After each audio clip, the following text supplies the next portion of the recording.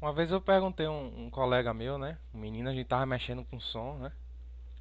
E ele falou assim, se eu não me engano, porra, velho, é porque você tem que casar a impedância, não sei o que, a impedância tá muito alta.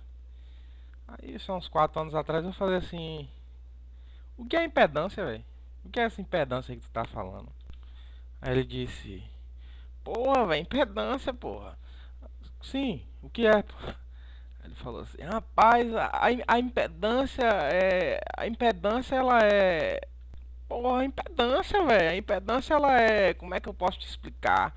É. Quando o som tá. É quando o som tá. Eu falei, tá, já entendi já. Eu já sei o que é impedância. Tá bom, entendi. Sim, a impedância aí vai ter que casar com esse negócio aí. Aí ele continua explicando. E depois desse dia, eu percebi que algumas pessoas elas aprendem esse conceito de impedância de uma forma mecanizada, certo? E como eu sempre tenho dito, não é isso que você vai aprender nesse canal, tá certo? Então, se você quiser aprender impedância de uma forma mecanizada, nem precisa assistir esse vídeo, assim. Mas se você quer realmente entender o que é impedância e o conceito que está por trás disso, eu já vou logo avisando que dependendo do conhecimento que você tenha nesse momento, é um conceito talvez um pouco difícil de entender, certo? Mas vamos lá, o que é impedância? O primeiro passo, né, que eu acredito que a gente precisa saber, né, para saber o que é impedância, é o que é um número complexo, certo? Caso você já saiba o que é um número complexo, a gente pode prosseguir. Caso você ainda não saiba, eu vou estar deixando esse link aqui, certo? E você pode clicar e você vai ser direcionado para uma aula nossa a respeito de número complexo, certo? Considerando que você saiba o que é um número complexo, a impedância nada mais é de que um número complexo, né? Agora, para o que é ela e para que é que ela serve? Se você não assistiu os vídeos anteriores também, eu aconselho fortemente que você assista todo esse capítulo 10, se possível, mas pelo menos os dois vídeos anteriores, porque senão vai ficar bastante complicado para você entender o conceito de impedância. Bom, no vídeo anterior eu falei o seguinte: eu fiz um circuito onde aqui, deixa eu só colocar aqui a outra, onde aqui eu tenho uma fonte senoidal, certo? E aqui eu tenho um resistor e aqui eu tenho uma indutância, certo? Então o que é que acontece? Quando a gente está lidando com fontes senoidais, certo? E a gente tem uma tensão aqui, né? Que eu até falei no outro vídeo lá, que ela é Vm vezes cosseno de Wt mais o meu ângulo inicial aqui, certo? A gente vai ter uma corrente. E eu deduzi essa corrente, certo? Através da EDO, né? Por coeficiente a determinar. Então, caso você esteja por fora, eu te recomendo fortemente a voltar, como eu já disse. E aí eu vou estar deixando esse link para você ver os vídeos anteriores. Caso você já saiba, ah, obviamente a gente vai achar uma corrente, certo? E essa corrente ela vai ter uma defasagem, certo? E ela vai ter também um módulo, certo? Então veja bem, o que é que acontece? Quando eu tenho uma fonte senoidal e eu tenho um circuito, a minha frequência, digamos que a frequência dessa fonte senoidal, na verdade aqui seria, às vezes a gente chama de frequência também, né? Mas seria aqui meu ômega, né? Que nada mais é de que 2π vezes a frequência. A gente comumente chama isso aqui de frequência também, tá certo? Então eu vou dizer que eu tenho um ômega aqui, que é a minha frequência em Hertz, tá? Mas eu tenho um ômega aqui de 10 radianos por segundo, certo? Eu vou trabalhar em frequência, tá? Melhor. Eu tenho a frequência da minha onda e eu vou dizer que essa frequência ela é igual a 60 Hz, ou seja, 60 ciclos por segundo, certo? Eu vou estar deixando um link aqui também para caso você queira dar uma revisada sobre frequência, movimento circular, você pode estar indo aqui no canal de física também, que a gente que a gente fala sobre isso, tá certo? Então o que é que acontece? Voltando para cá, a minha frequência ela nunca muda, tá certo? Então eu tenho uma tensão, a frequência da minha corrente ela vai ser a mesma. No entanto, o que é que vai mudar? Dois parâmetros, certo? primeiro, a amplitude da minha cossenoide. Eu vou estar chamando de senoide aqui. Senoide e cossenoide, a diferença, né, é só um defasamento aí de 90 graus. Então, quando eu falar senoide ou cossenoide é o mesmo. Tá certo? Então, eu vou ter um IM, certo? Aqui, vezes um cosseno também de WT, certo? Eu vou colocar aqui WT mais o ângulo e um defasamento, certo? Menos um ângulo aqui, que vai ser uma defasagem angular. Então, sempre, o primeiro passo que a gente, quando coloca uma fonte senoidal, é entender que a frequência muda, certo? Ou, perdão, que a frequência permanece a mesma, mas a minha tensão, ela sofre uma defasagem, certo? No caso do indutor, ele causa uma defasagem na tensão, ou seja, na corrente, ele atrasa a corrente, certo? E mais para frente a gente vai estar explicando sobre isso, e a gente explicou muito sobre isso também no capítulo 6, certo? Então, vou deixar o link aqui do capítulo 6 também, tá certo? Então, o que é que acontece? Vamos dizer aqui que eu tenho um gráfico, certo? Eu tenho um gráfico. Você pode ser bastante paciente, porque realmente entender o que é impedância a gente vai... Não é algo assim de uma hora para outra, não. Pelo menos eu acho. Então, digamos que a gente tem uma tensão aqui, certo? É claro que ela deveria ser aqui mais ou menos, mas é só um esboço. E aí eu vou ter uma corrente. O que é que acontece? Essa corrente ela vai ser atrasada, certo? Ela vai ser atrasada, então digamos que ela seja assim, certo? Ela vai atrasar de alguma forma. Então, a amplitude dela vai mudar. Nesse caso aqui é menor. Eu vou só fazer aqui de uma forma mais que fique mais clara. Eu vou dizer que aqui a minha tensão ela é uma cossenoide. Eu vou colocar uma tensão assim, mais ou menos dessa forma, tá certo? E eu vou aqui defasar a minha corrente, certo? E ela vai ser mais ou menos dessa forma aqui, certo? O que é que a gente pode perceber? Eu tenho aqui a amplitude da minha cossenoide, certo? E aqui eu tenho a amplitude da minha outra cossenoide, certo? Perceba que a minha amplitude mudou e a minha fase também mudou. E é aí que entra o conceito de impedância.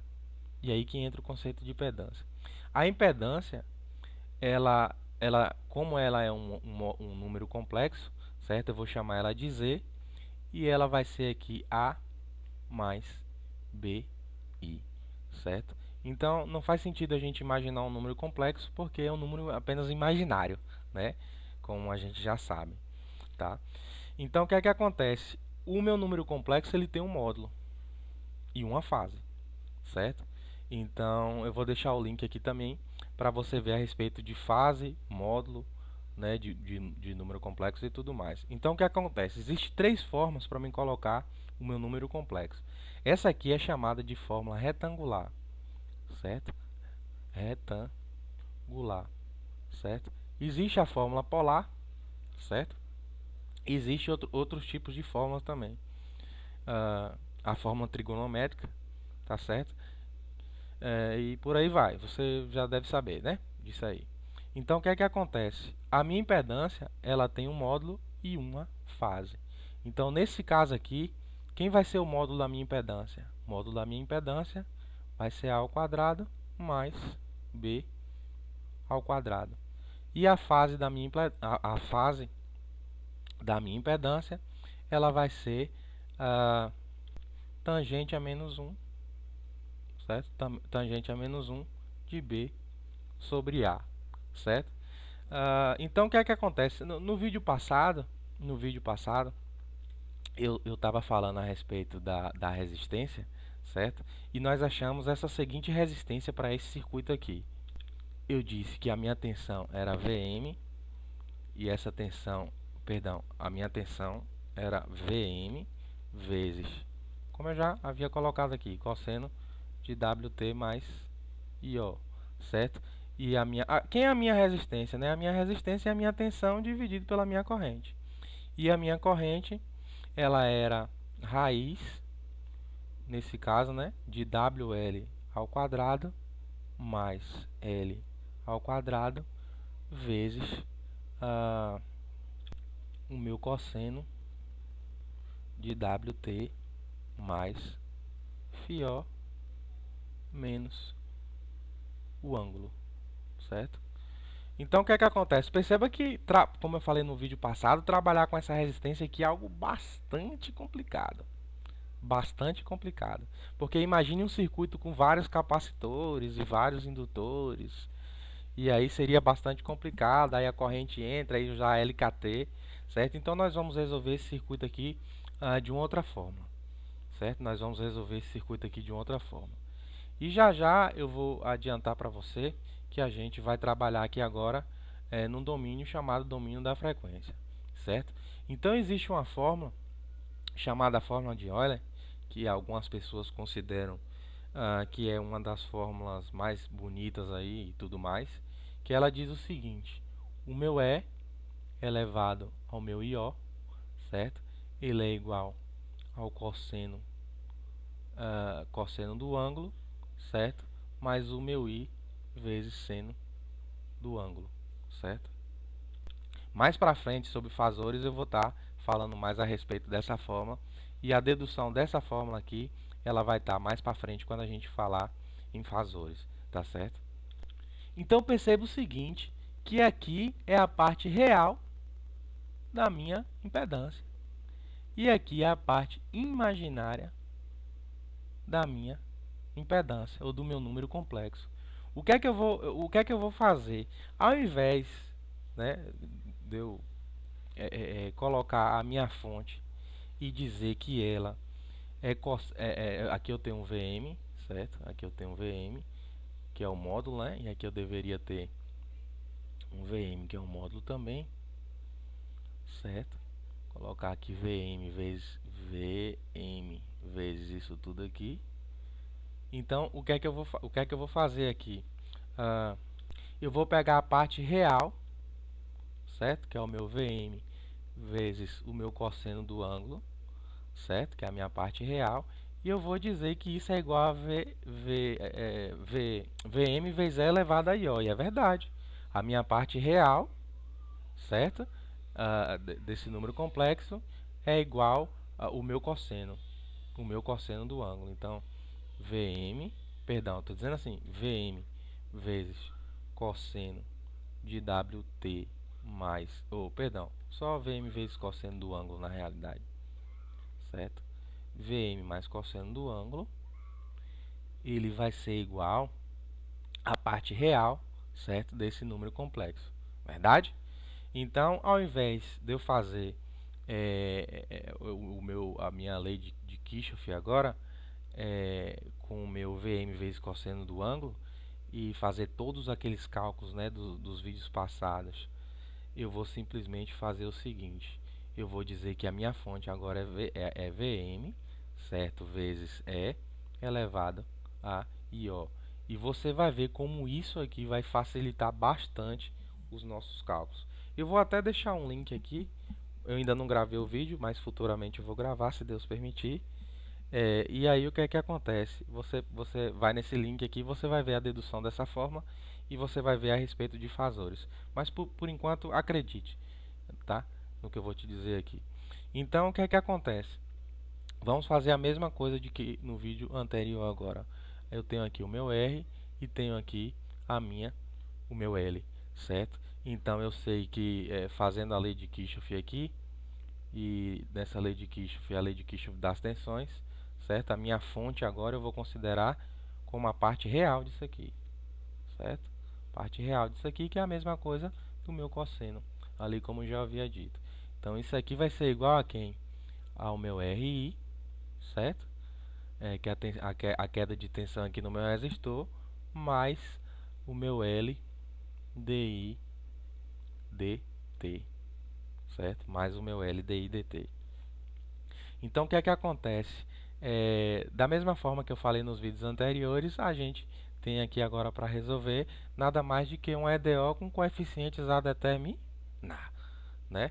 Então eu vou deixar o link aqui também, novamente, da EDO com coeficientes a determinar, para a gente ver aqui como é que a gente pode estar resolvendo essa EDO. Considerando que você já sabe resolver essa EDO, é simples, né? Nós vamos simplesmente resolver essa EDO. Então eu sei que a minha corrente, né? Eu vou só apagar isso aqui para ficar mais fácil de visualizar. Então vamos lá. Eu tenho aqui que o meu I de T, né? A gente já sabe, tá certo? Que isso aqui vai ser igual a um A vezes o meu E elevado aí, ó, coeficientes a determinar, simples, né? Então, o meu I de T é igual a isso. Então, o que é que acontece? Eu vou querer saber agora quem é o meu DI dt, certo? E o meu DI dt, eu vou simplesmente derivar isso aqui, certo? Então, DI dt vai ser igual a derivada disso. Lembrando que esse ângulo aqui nada mais é de que WT mais φ, certo? E se eu for derivar o meu ângulo aqui, eu vou ter que a derivada dele é W, certo? Então a gente vai fazer aqui a regra da cadeia, tá certo? E essa regra da cadeia, ela vai ficar o seguinte: vai ficar aqui o meu A vezes derivada de IO, vai ficar IO aqui novamente, certo? Eu só vou trocar esse O por WT mais φ, que eu acho mais interessante para a gente compreender aqui. Então nós vamos derivar, né? Isso vai ficar A vezes I vezes WT mais φ. E a derivada do meu WT mais φ, ele vai ser o meu W. Então eu já vou, na verdade, o meu WI, né? O meu WI. Então o meu DI dt, certo? O meu DI dt, ele vai ser igual a quem? Na verdade, eu já poderia colocar isso aqui vezes o meu WI, certo? Então agora eu vou simplesmente colocar essa expressão aqui em cima, de forma que ela não atrapalhe. Eu vou apagar ela aqui por enquanto. E o meu DI dt, ele vai ser igual, só organizando aqui, W vezes I vezes A, certo? Vezes E elevado a I. E eu vou colocar o O de novo. Eu só coloquei WT mais φ aqui para a gente entender, certo? Então o que é que acontece? Agora eu vou pegar a minha expressão, eu vou colocar ela aqui, certo? Só reorganizar ela assim dessa forma. E aí perceba aqui agora que eu tenho a minha derivada de dt, certo? Então eu vou simplesmente apagar isso aqui e eu também tenho o meu I, certo? E o meu I de t, ele vai ser, na verdade, igual a A vezes E elevado a IO, certo? Só que perceba que aqui eu tenho I vezes R. Então eu vou simplesmente multiplicar aqui por R e vou estar multiplicando aqui por R também. E aqui eu tenho L de I dt. Então eu vou estar multiplicando aqui por L e aqui eu vou estar multiplicando por L. Então a gente pode dizer que o nosso Vm vezes E, perceba como fica mais fácil a gente fazer dessa forma de que fazer da forma que a gente estava fazendo, certo? Então, o meu R vezes I de T vai ser igual a A, certo? Vezes R vezes E elevado a IO, certo? Mais o meu L vezes o meu W vezes o I vezes o A vezes o meu E elevado a IO. Vou só apagar isso aqui e a gente vai colocar agora o nosso E elevado a IO em evidência, certo? Então nós temos que o nosso Vm vezes E elevado a IO, ele vai ser igual ao meu AR, certo? Mais o meu L, W, I, A, certo? Isso aqui tudo entre parênteses, vezes E elevado a IO. Então perceba que o meu VM, colocar aqui de outra cor para ficar mais visível, colocar de vermelho. Perceba que aqui claramente a gente vê que o meu VM, ele vai ser igual a AR mais L, W, I, A, certo? No entanto, quem eu quero achar? Eu quero achar o meu A, certo? Então, o meu A, eu vou colocar em evidência aqui, isso vai ficar R mais LW vezes I, e isso vai ser igual ao meu VM, certo? Apagando tudo isso aqui e reorganizando os termos, o que é que vai acontecer? Eu quero achar quem é o meu A, certo? E o meu A ele vai ser quem? O meu A, certo? Ele vai ser igual ao meu VM dividido por R mais W, L, W, I, certo? Então perceba que esse aqui vai ser o meu A. E isso aqui, dá um foco especial, a gente resolveu chamar de impedância. Porque a impedância, ela tem uma parte resistiva, que é uma parte real, né? A gente vai entender isso tranquilamente nos outros vídeos, mas ela tem o módulo dela, né, que se comporta como uma resistência, e ela também tem um ângulo. Então a impedância, eu tenho aqui uma fonte senoidal, e aí eu tenho uma impedância, certo? Então aqui é uma tensão, e aqui agora é uma corrente, certo? Aqui agora é uma corrente. Então a impedância, ela te dá, é, ela consegue te dar a amplitude dessa corrente, né? Que seria assim, digamos, a resistência, né? Porque se eu tenho aqui uma tensão e essa corrente é menor, né? Então, com certeza existe uma resistência aí, né? Porque se eu tivesse U é igual a RI e a minha resistência fosse 1, então a minha corrente deveria ser exatamente igual à minha tensão. É isso que acontece, por exemplo, em um circuito onde eu tenho uma fonte senoidal e eu tenho só uma resistência aqui, e essa resistência é de 1. Então perceba que nesse caso eu vou só colocar outro gráfico aqui. Se eu tenho aqui a minha tensão, a minha corrente vai ser exatamente igual à minha tensão. No entanto, se a minha resistência for de 2, o que é que vai acontecer? Ele vai diminuir a metade aqui. No entanto, ainda vai estar em fase, né? Agora, a minha impedância, ela, além de te dizer a resistência, certo? Que a gente chama de reatância, certo? Ou módulo da impedância, ela também vai te dizer quanto vai deslocar na fase, e a gente vai ver isso mais claro daqui para frente. Pode ficar tranquilo, porque esses conceitos são complicados, talvez pode parecer complexo para algumas pessoas. No entanto, a gente vai resolvendo os exercícios e a gente vai vendo como é que se comporta. Pois bem, então aqui eis a minha impedância, meu amigo, que eu vou chamar de Z. E essa impedância, ela vai ser R mais LWI. Então o que é que acontece? O meu A vai ser igual a isso, certo? Então eu tenho que minha resposta vai ser igual a VM, né, o meu I de T. Olha como ficou bem mais fácil, né? VM dividido por R mais LWI, certo? Vezes o meu cosseno, né, do ângulo T aqui, mais o meu φ. Mas perceba que eu tenho um número complexo aqui. Então isso aqui não faz sentido, certo? Esse é o barato da impedância, certo? E por que também, digamos assim, a impedância? Porque eu sei que o meu I é o meu VM dividido, né? Eu não tenho aqui a minha tensão, que é essa aqui, dividido pelo meu R, né? Então isso aqui é a minha corrente. Então, dividido pela minha impedância, eu tenho a minha corrente. Só que é óbvio que para a gente achar a nossa corrente, a gente vai ter que tirar esse númerozinho complexo daqui, certo? Então nós vamos fazer o seguinte, vamos ver quem é o módulo dessa impedância aqui, tá certo? O módulo dessa, deixa eu só colocar aqui o seguinte, isso vai ficar, deixa eu só colocar aqui, né?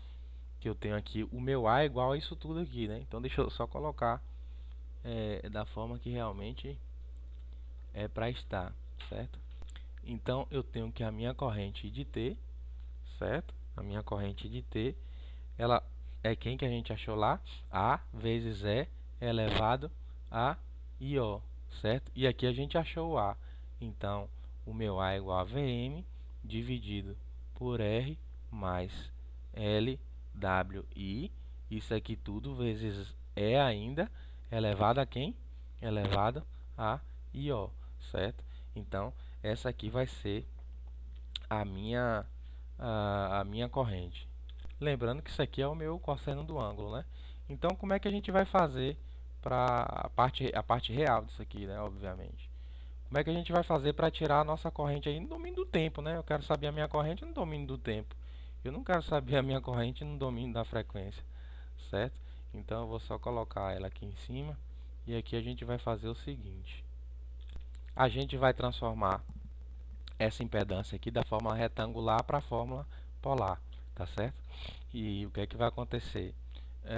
Eu quero o meu módulo então, tá certo? E o meu módulo é o meu R ao quadrado mais o meu L ao quadrado vezes o meu W ao quadrado, certo? Raiz disso aqui, certo? A raiz disso aqui vezes, né, o meu E, né, elevado ao meu I vezes o meu ângulo, tá? Quem vai ser o meu ângulo? Vai ser a tangente, certo? A menos 1 de quem? De LW dividido por R. Obviamente a gente sabe que isso aqui nada mais é do que transformar da fórmula polar para fórmula retangular, certo? Qualquer dúvida dá uma olhada nisso. Então vou só colocar aqui embaixo, assim dessa forma. Eu acho que ficou um pouco ruim isso aqui, porque eu não vou ter como pegar. Enfim, é isso aqui dividido por isso, certo? Então o que é que a gente vai fazer? Ah, perceba que quando eu tenho um número aqui embaixo, aí eu vou colocar ele para cima, eu posso simplesmente pegar ele para colocar aqui em cima, né? E colocar um sinal de menos nele, certo? Então vou só colocar um sinal de menos aqui. E agora chegou a hora legal, que vai ser a hora da gente transformar de volta o nosso E no nosso cosseno, certo? E isso vai ter que dar certo, e eu vou explicar o porquê que isso dá certo nos vídeos posteriores, certo? Porque como é que você pega a parte real do número de Euler aí e faz esse tanto de equação aí, isso dá certo, tá certo? Eu vou explicar tranquilamente, porque não dá para pegar tudo de uma vez. A gente sabe que eu tenho E elevado a I, ó, e vezes E elevado a menos tangente de menos 1 dividido por LW dividido por R. A gente sabe que, acho que quinta série, se eu não me engano, potência de meio a base, o que é que acontece? A gente repete a base, que é o E, e soma quem?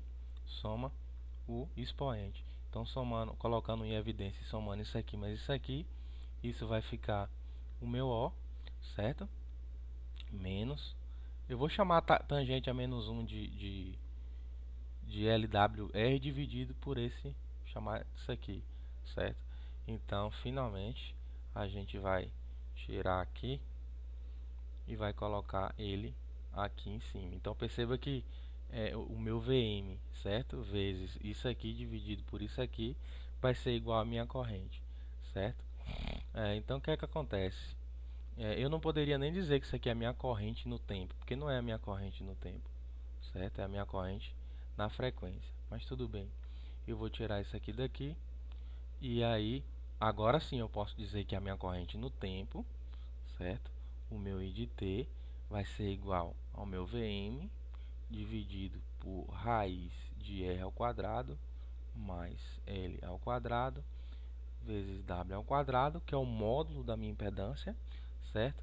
Vezes, eu vou transformar aqui agora isso aqui na minha fórmula trigonométrica, certo? Na minha forma trigonométrica, para mim simplesmente colocar aqui. Então, eu sei que a fórmula é I elevado a, a esse ângulo que está aqui, né? É igual ao cosseno do ângulo menos, mais, aliás, perdão, I vezes seno do ângulo. Então, esse ângulo aqui, ó, esse ângulo aqui, eu vou chamar dessa bola aqui, esse ângulo aqui nesse caso, ele vai ser igual a quem? A esse outro ângulo menos esse φ aqui. Então, se eu pegar a parte real disso aqui, lembrando que aqui seria esse ângulo e aqui seria esse ângulo também, eu vou ter, e lembrando que aqui eu tenho, eu posso colocar assim dessa forma, tudo bem, não tem problema nenhum. Então, eu vou ter cosseno, certo? Desse ângulo aqui. Quem é esse ângulo? Esse menos esse. Então, quem é esse ângulo aqui? Esse aqui. Ele é WT mais φ, certo? Então eu vou ter cosseno de WT mais φ menos esse outro ângulo aqui, certo? Só que a gente sabe que esse outro ângulo aqui, ele é quem? Tangente a menos 1, então a gente já vai logo colocar ele aqui. Tangente a menos 1 de WL dividido por R, certo? Então, quase que não deu para gravar, mas então a minha resposta no tempo vai ser igual a essa aqui, certo? Eu vou ter Vm vezes cosseno de WT, certo? Mais φ, que é o ângulo do meu próprio cosseno, menos a defasagem, que seria isso aqui, certo? Dividido por R ao quadrado mais L ao quadrado vezes W ao quadrado. Isso aqui a gente chama de M. Eu posso chamar isso aqui de M, certo? Perdão. Não é isso que eu vou chamar de M. O que eu vou chamar de M é tudo isso aqui. Isso aqui, obviamente, é o módulo da minha impedância. Isso aqui eu vou chamar de M, certo? Então, eu vou tirar tudo isso aqui, Vm dividido pelo módulo da minha impedância, e chamar simplesmente de IM, certo? Então, eu vou colocar aqui que o meu IM, certo? Vezes o meu cosseno do meu ângulo mais o meu φ menos tangente a menos 1, certo? Isso aqui eu posso tirar novamente e colocar, só por questão de didática aqui, de didática não, para ficar mais simples, né, a nossa resposta. Então essa aqui vai ser a minha corrente. Então perceba que a impedância, ela na realidade te dá, você faz os cálculos e você acha, né, o seu IM e você acha o seu menos φ. Então, Júnior, na realidade, eu acredito que impedância é isso aqui, porra. Não é, não é aquilo que tu estava tentando me dizer, não. Então, vamos tentar, gente, aprender as coisas de forma não mecanizada, certo? Como eu já disse, estou cansado de dizer, esse é o objetivo do nosso canal. Então, daqui para frente, a gente vai simplesmente entender o conceito de fasores e conceito de domínio da frequência, certo? E é isso aí, até a próxima.